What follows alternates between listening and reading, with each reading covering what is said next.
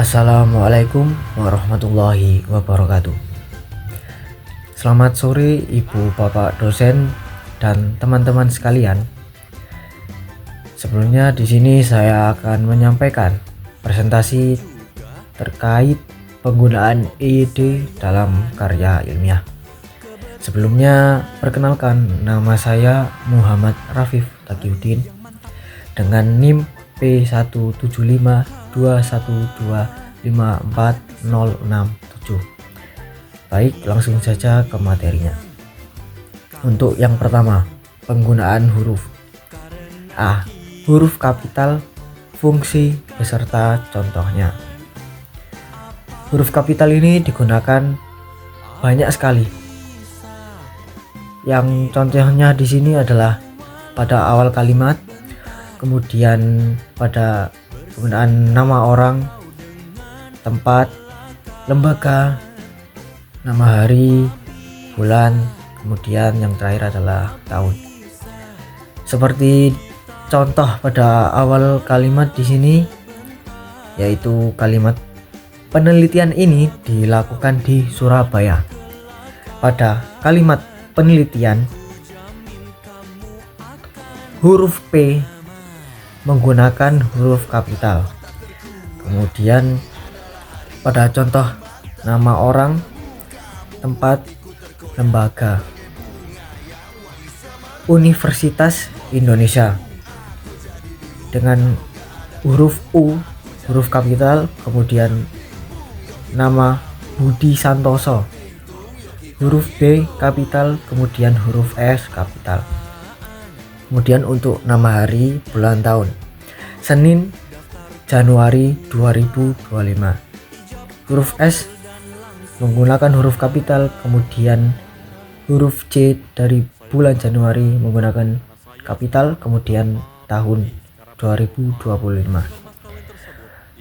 Kemudian ada huruf miring. Nah, kapan sih huruf miring ini digunakan?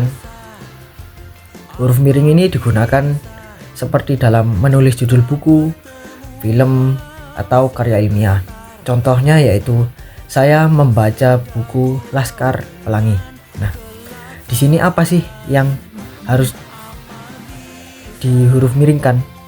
Nah, yaitu contohnya nama bukunya atau judul bukunya seperti Laskar Pelangi. Nah, Laskar Pelangi di sini harus dicetak miring. Kemudian menandai kata asing, seperti kata feedback yang sering digunakan dalam dunia kerja. Nah, feedback sendiri adalah kata asing, yaitu berasal dari bahasa Inggris dan penulisannya harus dicetak miring. Kemudian menekankan istilah atau konsep. Nah, di sini contoh kalimatnya seperti konsep paradigma sangat penting dalam penelitian. Nah, di mana kata paradigma tersebut adalah istilah atau konsep. Nah, di mana penulisannya harus dicetak miring. Kemudian adalah penulisan singkatan, akronim, dan angka. Nah, singkatan di sini seperti bentuk pendek dari kata seperti halaman. Nah, itu ditulis HLM titik. Kemudian singkatan dari dokter, yaitu disingkat menjadi DR titik. Kemudian akronim, contohnya yaitu gabungan huruf awal dari beberapa kata seperti UNESCO, LAN, titik. Kemudian angka. Dalam teks ilmiah, angka ditulis dengan angka Arab untuk data, tahun, dan ukuran. Seperti 2025,5 cm, kemudian 3 orang.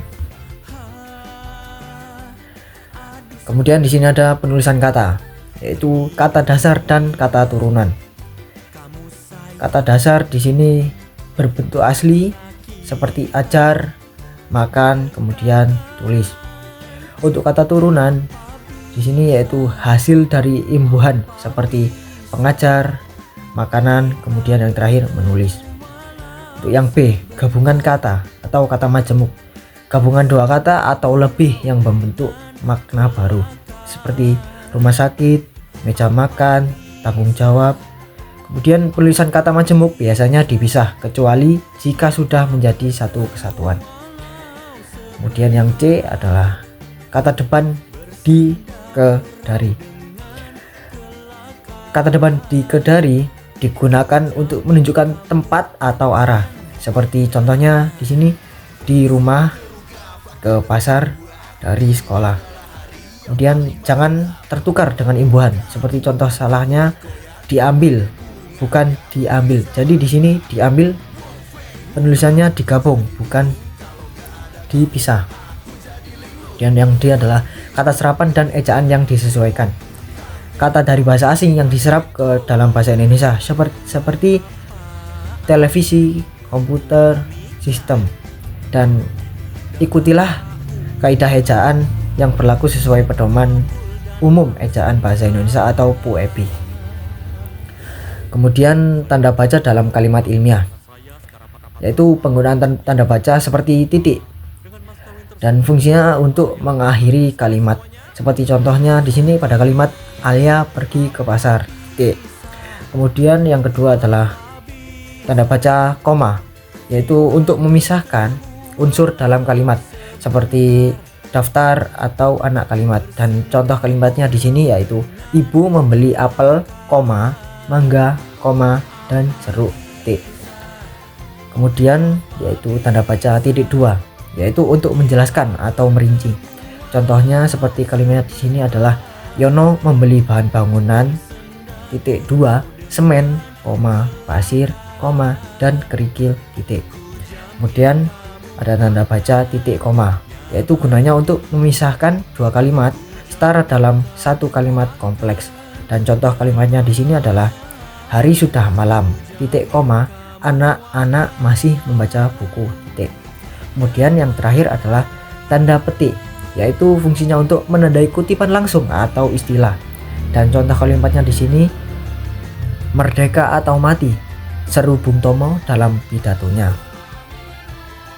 Kemudian saya mencari referensi dari PUEB, yaitu untuk penggunaan huruf kapital bab 2 pasal 5 sampai pasal 14 yang menjelaskan tentang fungsi huruf kapital untuk nama diri, awal kalimat, gelar, dan lainnya.